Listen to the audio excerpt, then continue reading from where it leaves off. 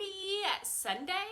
Happy Father's Day. Hope everyone has got to have a day doing whatever it is that I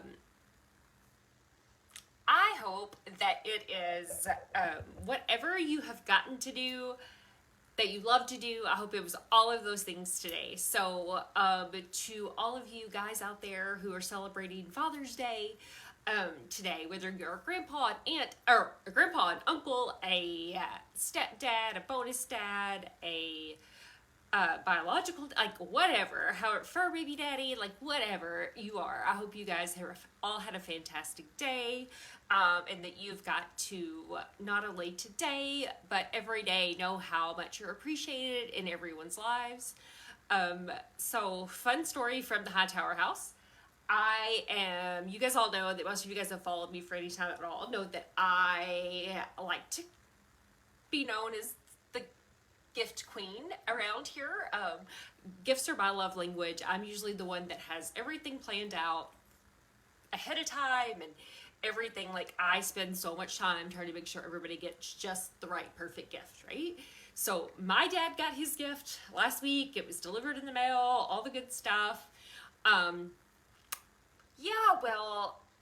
My husband's gift will not be here till Tuesday. They got stuck in Memphis. It is he knows what it is now because I showed him, but I had him a picture done for our wall of both of the fur babies, of Buddy and Yogi. And because we've had them done of Buddy, but we didn't have one of Yogi, so I had them done of both, and it won't be here till Tuesday. So I have felt like the worst wife ever today because his gift is not here, but it'll be here Tuesday, and he is so chill about stuff like that. He's totally good with it. Me, not so much. So I'm the one that's been stressed out about it. But I hope you guys have had a great Father's Day. Let me know in the comments below what you guys did today, if you celebrated today. If this happens to be a day that's hard for you, please know that we love you and we're here for you. I know some of our dear members who have lost their husbands this year, and a lot of them that are having to deal with their first Father's Day without their husband or without their dad. It's never easy, and just letting you guys know that you're thought about and that you're loved today and always. And that it's just really hard for a lot of people. It is a hard day for so many. So please know that we are appreciative of that, and we are sensitive to that. And we're thinking about you guys and that we love you. So if you guys want to share this video out, I will now get on with the show, right? I will get on with the good stuff, right? Here we go. We're going to talk about emotional was going to go into emotional eating, but we're really going to start talking about food addiction. Do you think food addiction is a real thing? Let me know in the comments below if you think food addiction is a real thing. Yes or no in the comments below.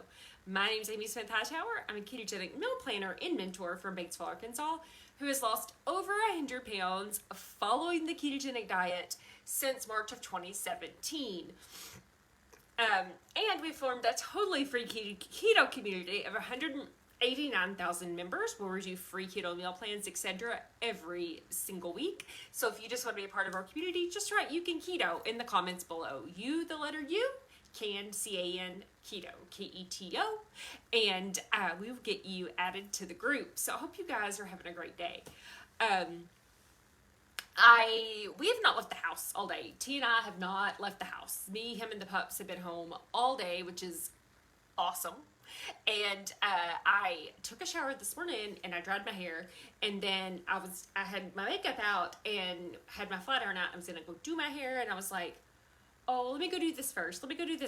And then next thing I know, it was like 5 o'clock, and then I was gonna do a live in an hour, and I was like, I'm not gonna put makeup on just to go do a live video. Then I'm going to turn around and wash my face and go to bed. Yeah, no, not going to do it. So you get no makeup, Amy, today, but it's all good, right? So we've had a great, just super chill day around here. So let's talk about this, food addiction. First of all, yes, I do believe that food addiction is a very real thing.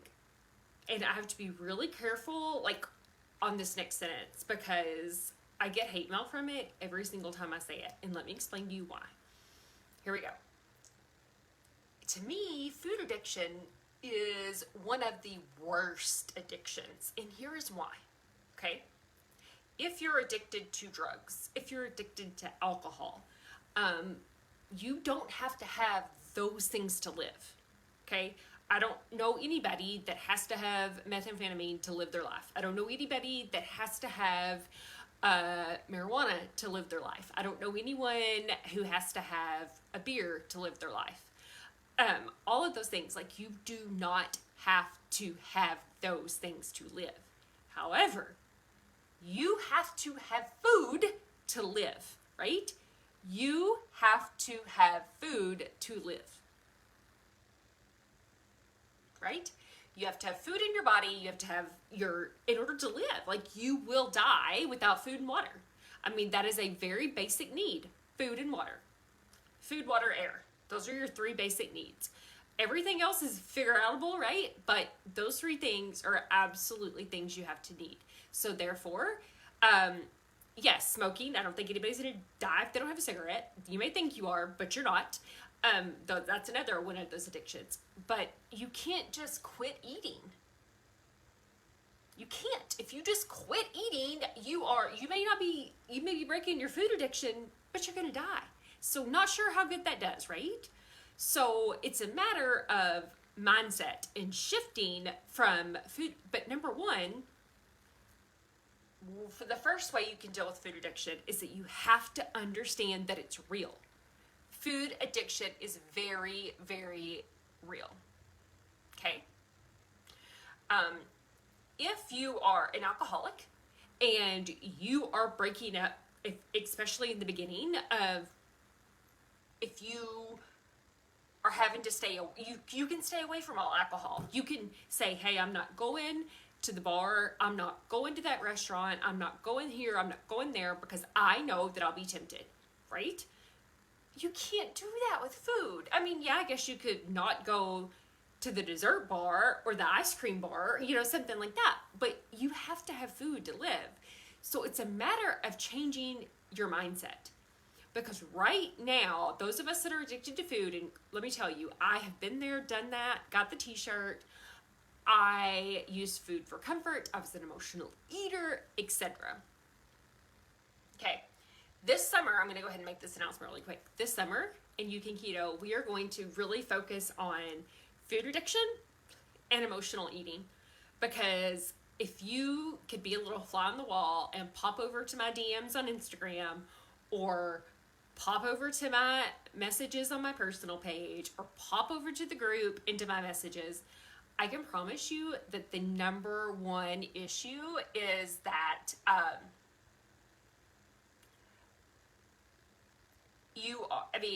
the number one issue with all of this stuff is the fact that you have to, the thing that I get the most in messages is emotional eating, food addiction. Those show up every day, over and over and over in my messages, okay? In my messages. Because, guess what? It's there. You open your refrigerator, it's there.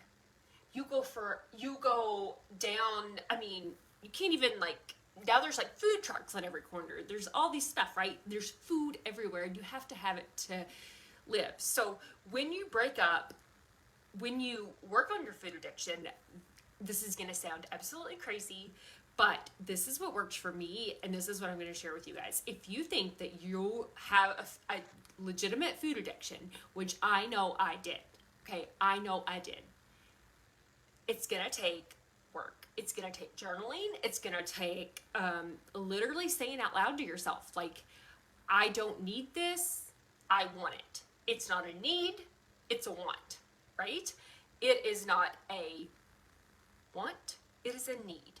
Or it is a need, not a want. Kind of however that feels. So when you go to actually put something in your mouth, let's say you're drinking water, okay? As you're drinking it. This is what my body needs.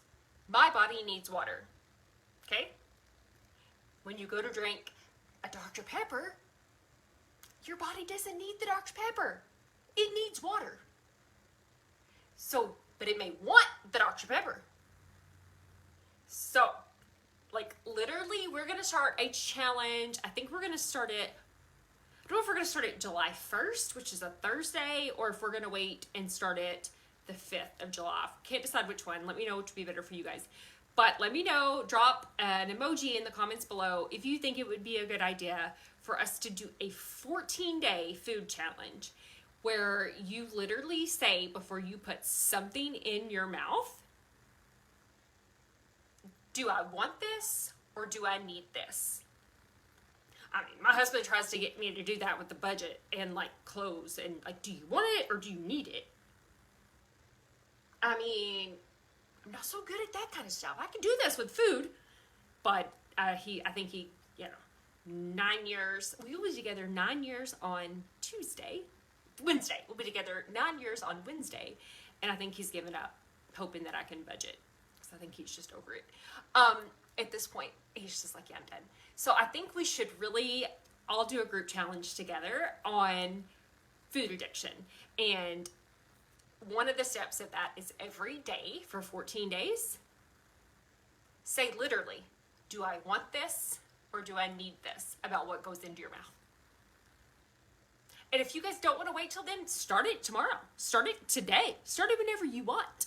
And get in my DMs, like get over in my messenger on my personal page and let me know how you're doing with it. And then get over on my Instagram if you're in there. That way you guys are... July 5th works better. I think we may do July 5th. That may be when we start it. I think that would be a great way to reset after the holiday. I think we will start it July 5th, actually. But that, I mean, and we're even building up to this, I'm going to give tips every single day on emotional eating and food addiction. That way you guys have all the tools in your tool belt, right? That way you guys have all the tools in your tool belt to make you become... that will make you do the food challenge and you do the budget. Ooh, now I don't know about all that. I did not sign up for that. Well, maybe. We'll see. We'll talk about it. I hear the husband's recliner going down. He probably heard me say that. He's probably like, that's a great idea. Make her do it. No, just kidding. But I will be sharing one tip a day, at least, maybe more, in my stories or on my posts or in our community and UCANKETO group about food addiction and about emotional eating. And I really think that it is something that needs to happen. I think it's something we need to address, and I think it's something we need to tackle head on, because I really feel like obesity, food addiction, emotional eating are probably the biggest thing facing us right now. In any country. You know, they talk about global warming, they talk about climate change, they talk about all these other things, and which are important, don't get me wrong, but it absolutely is something that I feel like we owe it to our kids, to our future grandkids, to our nieces, nephews, etc., to change the way that we view food, right? We absolutely want to change the way food's viewed. Food should be used for fuel, not for therapy. More on that topic tomorrow. Why food should be used as fuel, not therapy. Let me know what you guys think about this video. Let me know if it was helpful. Share it in the comments below if you shared this out, so we'll pick 3 winners for prize packs. Make sure you share it out. Happy Father's Day. And we will see you on the inside at UCANKETO.